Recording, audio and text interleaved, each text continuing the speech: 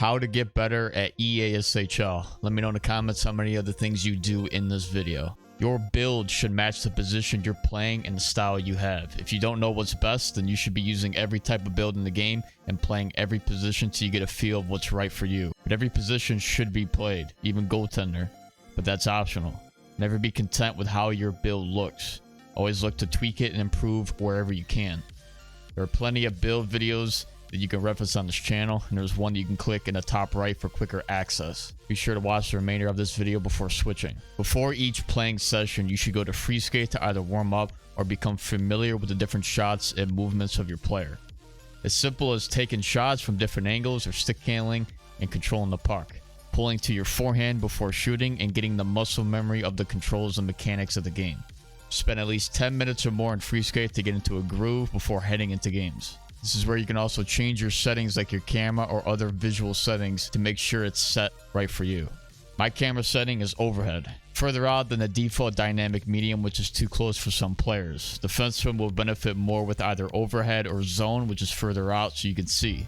Forwards can stick with the default if they wish, or use overhead or zone if they want. Goalies typically go with a fixed camera, but that's your own preference. As for controls, that can be set here in free skate as well.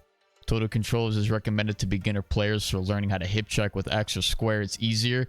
Performing various dekes like between the legs or Michigan can be done using the buttons. Go to the controller settings for further analysis on the different controls on defense and offense to become familiar.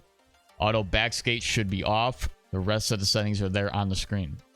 For goalie settings, goalie covers could be either set to auto or manual. Puck post should be manual. And tethered should be off unless you're brand new. The tethered brings your goalie back to position in the middle of your net when letting go of the left stick, which gets in the way if you want to set yourself in a certain position for a shot. Use it at the start if you want, but you most likely will choose to turn it off. Drop-ins are a big part of improving. By rotating positions and builds, the consistent rotations of talent with each drop-in game will accelerate your game by a large margin.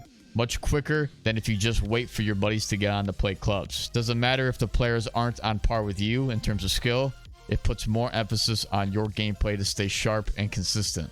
Always get your own reps in when you can to improve when your teammates aren't on. Every game mode should be played, not just dropping if you're brand new.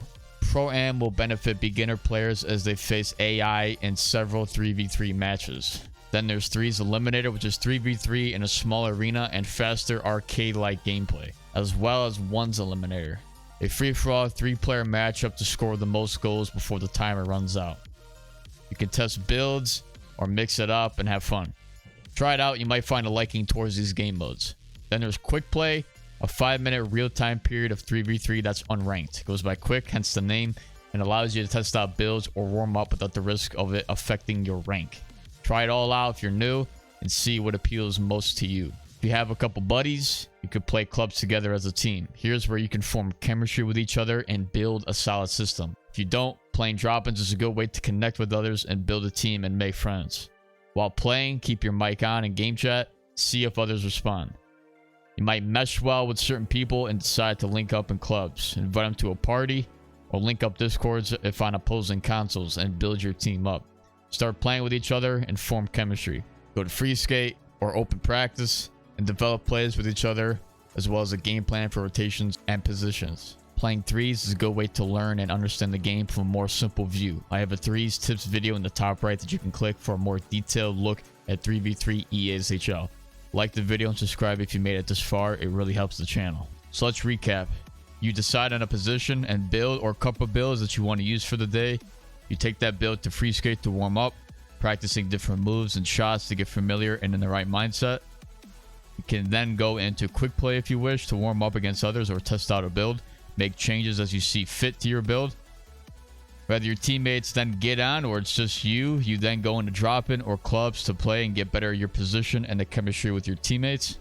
You then look to change your build again after or during the playing session, however long it is. I recommend at least 2 games with a build before changing it.